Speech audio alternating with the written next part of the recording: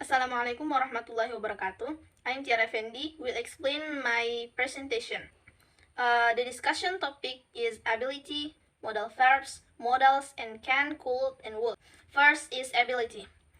There is can and can't.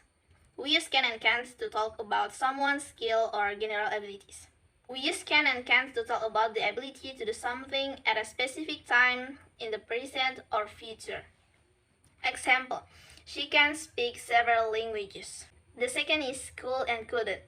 We use could have to say that someone had the ability or opportunity to do something, but did not do it. Example, I couldn't see you. The next is modal verbs. The modal verbs are can, may, must, shall, will, could, might, should, and would. We use modals to show if we believe something is certain, possible, or impossible. We also use them to do things like talk about ability, ask permission, and make requests and offers. Example, it might rain tomorrow. And would you like some help? The next is modals, permission and obligation. Look at this example to see how can, can't, must, mustn't, have to, and don't have to are used. First, permissions. Can. We often use can to ask for and give permission. Example is, can I sit here? Could. We also use could to ask for permission, but not to give it. Could is more formal and polite than can. Example is, could I ask you something? May. May is the most formal way to ask for and give permissions. Example is, may I sit here? The next is prohibition. We use can't and mustn't to show that something is prohibited. It is not allowed. The next is can't. We use can't to talk about something that is against the rules, particularly when we didn't make the rules.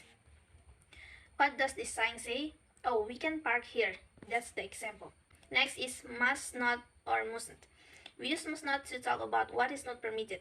It is common on public signs and notice informing people of rules and laws. The example is visitors must not park in the staff car park. Obligation.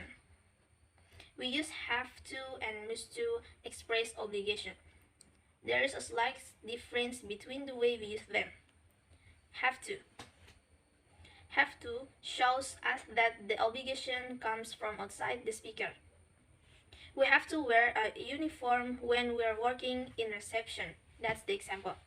Next is must. Must express a strong obligation or necessity. This often shows us that the obligation comes from the speaker or the authority that wrote the sentence. The example is, I must phone my dad. It is my birthday today. Next is no obligation. Don't have to. We use don't have to show that there is no obligation. You can do something if you want to, but it's not compulsory. Example is, you don't have to wear a tie in our office, but some people like to dress more formally. The last is can, could, and would.